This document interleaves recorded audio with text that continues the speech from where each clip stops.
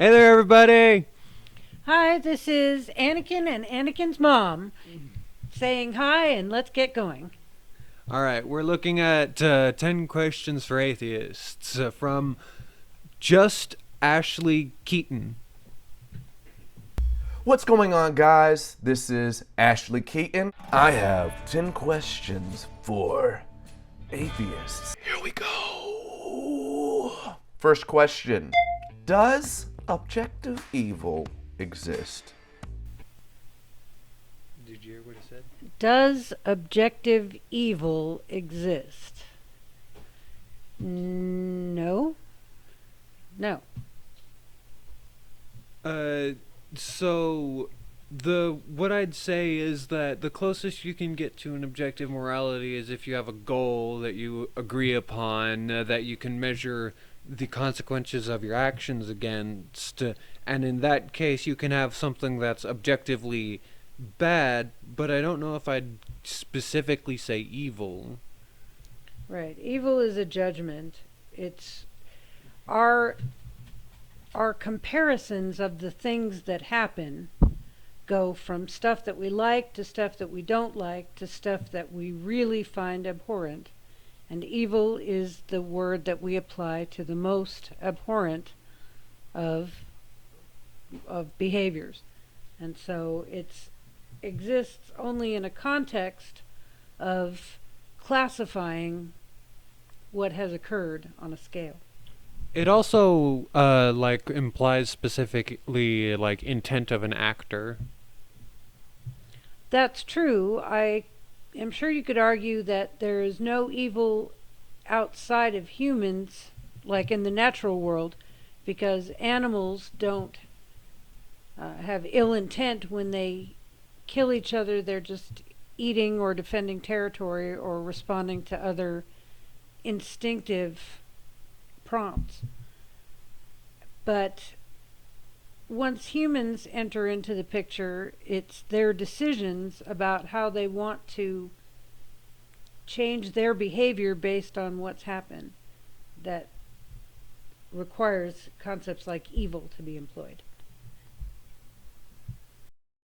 Number 2. Can you define objective evil for me? I think we kind of went over that. Yes, I think we decided that that doesn't happen, so we don't have to worry about it. Or at least not as he probably means it. Number 3, and this one's my favorite. Have you ever honestly tried Jesus?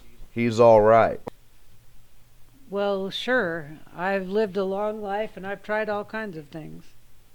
Particularly when I was young and didn't know any better, I tried lots of different things. I have not tried Jesus. I was not raised in a house with Jesus, and nobody has given me sufficient evidence to convince me that Jesus existed in the first place, let alone that he was magical. And so I have no reason to try him out in the first place. I'm not going to try something I don't think exists or works. Well, that's the same conclusion that I came to after giving it the old college try. So I think you may as well save your time. Have you ever tried God out sincerely? I don't understand the distinction. Well, I can say that I was not raised to not believe, and it was the existence of God was taken for granted by almost everybody I ever knew growing up. And so, kind of like them, I took it for granted. I had times when I would pray, and I thought that gods could hear me. And I had time, or some kind of being. And I had times when I would examine the natural world and see things that seemed to suggest design.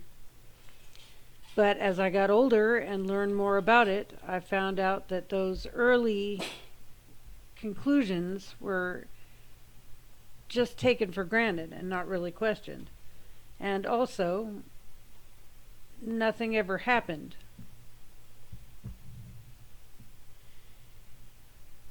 Yeah, I'd say that sums it up mostly. Nothing ever seems to happen, so I'm not motivated to try it myself. Number 4.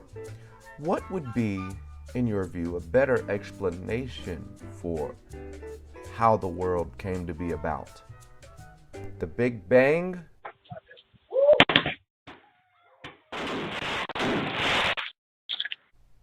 or God? That's kind of the dumbest question I've ever heard. Well, it's a false dichotomy. But also comparing an expansion of space-time to a firecracker is also poisoning the well a little bit. Well, he said specifically how the world came to be how it is. And the Big Bang is about as far as you can get from explaining this world as possible. It is part of the explanation, but it's a much more distant cause than the immediate causes of this Earth, like the collapse of the solar system and the accretion of the disk of debris to create the individual planets, and the forces of gravity that cause our orbit and our rotation.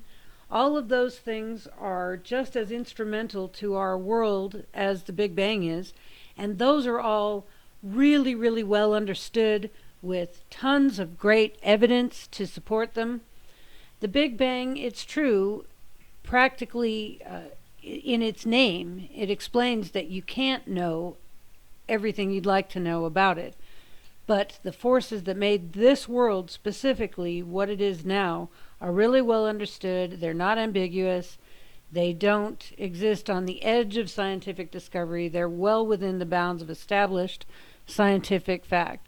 And so there's no reason to take the hardest question in existence and say, if you can't answer that, therefore God. We can answer tons of questions about how this world came to be how it is without resorting to a deity. I mean, he's probably using world to mean like the universe, but otherwise, yeah, all that makes sense and stands. Number 5. Is believing in God an inconsistent view, or do you just not like it? The reason we picked this is because of its consistency with our observations. Precisely. I think you just pulled that word out of a synonym search on Google. Okay, so what was that question again? Is God an inconsistent view, or do you just not like it? I mean, you could come up with a God concept that is consistent, but unless you can provide evidence for it, I have no reason to believe it exists. I mean, I don't like Christianity specifically, but that's because of the consequences of its actions. Well, and you could come up with way better gods, really likable gods. It would be possible to invent gods that don't have all the baggage of the Christian God and are just, hail fellows, well met, well-intentioned, good gods. But it doesn't matter whether you would like them or not. It really doesn't matter at all. Number 6. Do all humans understand morality the same way, and some just choose to act against that good morality? No, I don't think so. That is, definitely babies don't. And probably children up to about age 7 don't really understand it. And I would say that some people, through either acculturation or perhaps some sort of mental challenges, also may not really grasp it. And morality is something that philosophers, the greatest minds of all time, have wrestled with. And so, does anybody really understand it? Not wholly, though I would say that we have a better chance of understanding it now with a scientific examination to accompany our philosophical musings. But in any case, our understanding of it as a whole is growing, but there seems like there's always more to understand.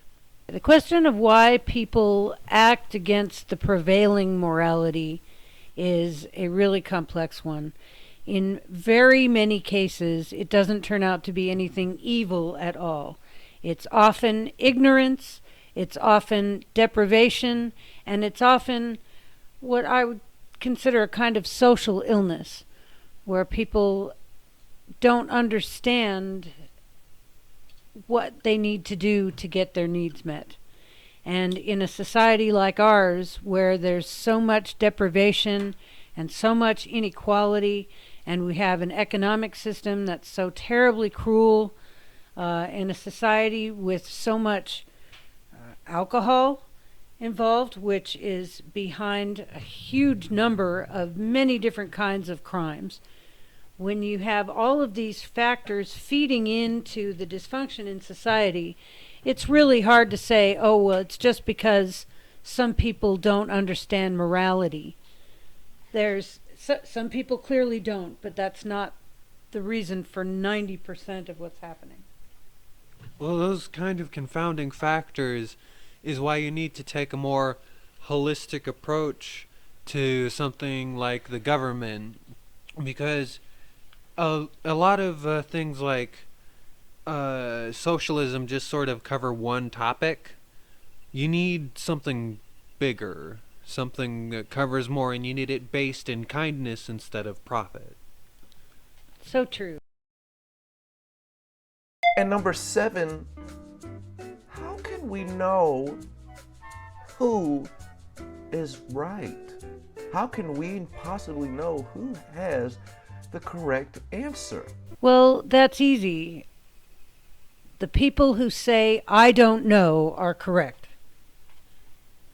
That is the correct answer. And so if you happen to be making a proclamation, you can pretty much tell that you're not correct, because you don't know and neither does anybody else. Your guess is not as good as anybody else's. And no one else can, if no one else can know, then neither can you. Well, that might be true of like absolute certainty, but that's not really helpful when trying to like say like what we should do to fix a problem that's like actively affecting us. So like, Well, I thought he was talking about just in terms of the existence of gods, for example. well, How can we know who's right about whether gods exist or not? Well, you might be referring to the previous questions about morals. how can we know who's right about morals? Yeah, because like there's the whole absolute morality, and God is the source of absolute morality. For atheists. Okay, but in that case, let me rephrase my answer. The way that you can know what is right about morals is that you can see how things turn out. If they turn out good, where people are doing well from it, then that's good. If it turns out bad, where people are suffering ill from it, then that's bad. It's really not that hard. Yeah, that's why the goal that I try and pick for my ethical evaluations is happiness and well-being. Right. It's people act like it's a complex theological question, but it's actually a practical question. How do you know what's good? You can tell because it works, and you can see the good results of it. And if you agree to well-being, and not just the well-being of others, but like the well-being of yourself, then you can agree on things that are objectively true about your well-being, such as like obvious examples, but even smaller examples, and there are selfish reasons to have a good society, even though that's not a good reason to have a good society. Well, it works out better for everybody. Yeah. Number 8, and I know the answer to this question, but I want to know your answer. Does the Bible speak for every person who calls themselves a Christian? I think he might be trying to set up a no true Scotsman fallacy. But most of them say that they're trying to reference the Bible, and I have no reason to disbelieve them unless I have specific examples of specific people. Well, you can weasel around this, but I would say it's pretty obvious that the Bible is the scripture of the Christian religion. It's not really under any contest whether that's the case or not. The Christian religion has holy scriptures, and the Bible is them. That all, a lot of Christians worked with Hitler and, a lot of Catholics and those are not Christians. I think I called it. That's a no true Scotsman, all right. Well, I think he worries that Christians will be judged by the most outrageous of them, but the fact is that all of Christianity is questionable, not just the behaviors of the most outrageous. And the thing is, the most outrageous are causing actual harm. That's undeniable. 9. Is Yes. murder against the innocent wrong? And why? Well, sure. If you agree on well-being, yes. I think that that's pretty much what we invented right and wrong to classify.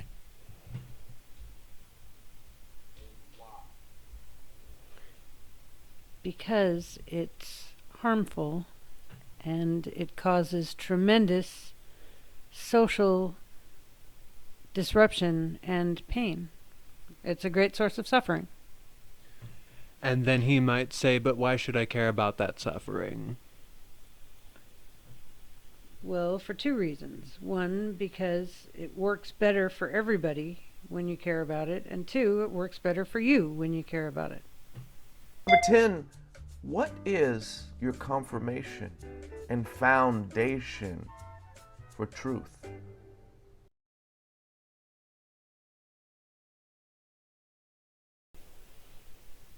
Verification. Truth is that which corresponds to reality as best we can observe it. Yeah. Statements that correspond to what they describe are true.